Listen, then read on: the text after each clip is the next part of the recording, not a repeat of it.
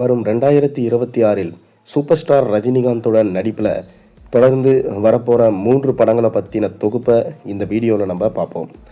First, super star ரஜினிகாந்தும் நெல்சனும் இணைந்து உருவாகி கொண்டிருக்கும் திரைப்படம் தான் ஜெயிலர் 2. இந்த ஜெயிலர் 2 படத்தை சன் பிக்சர்ஸ் பிரம்மாண்டமாக ப்ரொடக்ஷன்ஸ் பண்ணுறாங்க. அனிருத் தான் மியூசிக் பண்ணிகிட்ருக்காரு.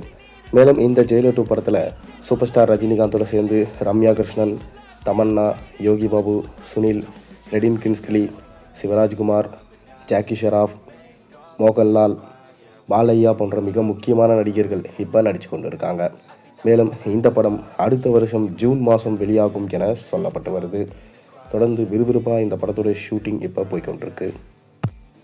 மேலும் இந்த படத்தில் சமீபத்தில் தான் விஜய் சேதுபதியும் இணைந்திருக்காராம். தொடர்ந்து ஜெயிலர் 1 படம் செஞ்ச 650 கோடி சாதனையை ஜெயிலர் 2 படம் முறியடித்து 1000 கோடி சாதனை அப்படின்ற தமிழ் சினிமாவுக்கு பெருமை சேர்க்கும் என்று எதிர்பார்க்கப்படுது. மேலும் சூப்பர் ஸ்டார் ரஜினிகாந்தோட கெரியர்லே ஹை பட்ஜெட்டில் உருவாகிற படம் ஜெயிலர் 2 படம் என சொல்லப்படுது. கடைசியாக எடுத்த கூலி படம் சொதப்பினதுனால தமிழ் சினிமா ரசிகர்கள் மட்டுமில்லாமல் ஒட்டுமொத்த இந்தியன் சினிமா ரசிகர்களும் இந்த ஜெயிலர் 2 படத்துக்காக இப்போ வெயிட் பண்ணிட்டு இருக்காங்க. அதைத் தொடர்ந்து தலைவர் நடிக்க போகிற திரைப்படம் தான் தலைவர் 173. இந்த படம் ஆரம்பத்தில் சுந்தர் சி எடுக்க போகிறாரு, கமல்ஹாசன் தான் ப்ரொடக்ஷன்ஸ் பண்ணுறாரு என அறிவிக்கப்பட்டது. சில பல காரணங்களால் சுந்தர் சி இந்த படத்திலிருந்து வெளியே போயிட்டார். காரணம், கமல்ஹாசன் மற்றும் ரஜினிக்கு இந்த படத்தோட கதை பிடிக்கலை என சொல்லப்படுகிறது. அதைத் தொடர்ந்து கமல்ஹாசனும் என்னுடைய நாயகனுக்கு பிடிக்கிற வரை கதைகள் நாங்கள் தேர்வு செஞ்சுட்டே இருப்போம், டைரக்டர்களையும் சூஸ் பண்ணிகிட்டே இருப்போம் என சொன்னாங்க.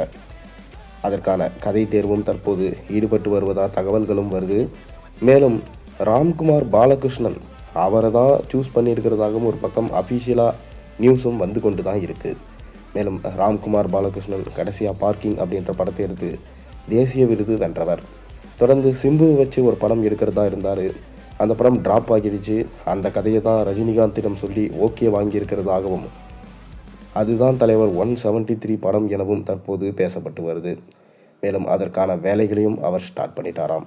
இந்த படம் 2027 பொங்கலுக்கு வெளியாகும் என தற்போது தகவல்கள் கிடைச்சிருக்கு. மேலும் இந்த படத்தில் ஹைலைட் என்னன்னா, சூப்பர் ஸ்டார் ரஜினிகாந்த் அவர்கள் காலேஜ் ப்ரொஃபஸராக நடிக்கிறாராம். தொடர்ந்து இந்த படத்துடைய இசை சாய் அபயங்கர் தான் மியூசிக் பண்ணுறார் எனவும் அனிருத் இல்லை எனவும் சொல்லப்பட்டு வருது. மேலும் இந்த படத்தில் சாய் பல்லவி ஹீரோயினாக ப்ளே பண்ண அதிக வாய்ப்பு இருப்பதாகவும், மேலும் இதற்கான அஃபீஷியல் அனௌன்ஸ்மெண்ட் ரஜினிகாந்தோட பிறந்த நாளுக்கு இருக்கும் என ரசிகர்களால் எதிர்பார்க்கப்பட்டது. கடைசி நேரத்தில் அந்த அஃபீஷியல் அனௌன்ஸ்மெண்ட் வரலை. இதனால் ரசிகர்கள் ரொம்பவே அப்செட் ஆகிட்டாங்க.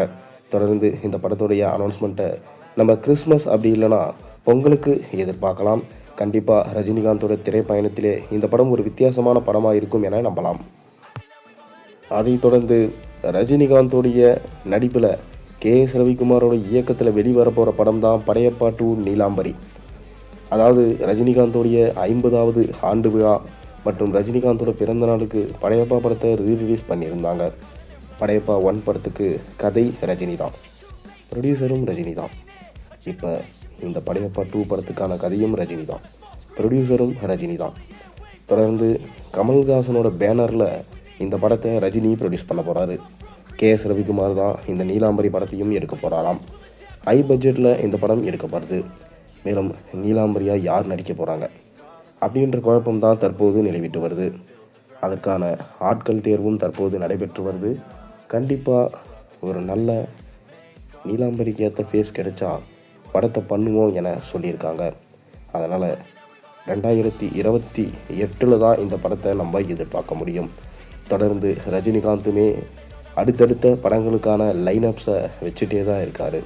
இதில் அதிக எக்ஸ்பெக்டேஷன்ஸில் இருக்கிற படம்னா தலைவர் 173 படம் சொல்லலாம்.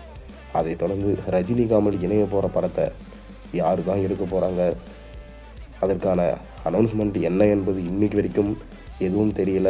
பொறுத்திருந்து தான் பார்க்கணும். நீங்கள் என்ன நினைக்கிறீங்க? உங்கள் கருத்துக்களை மறக்காமல் கீழே கமெண்ட்டில் சொல்லுங்கள்.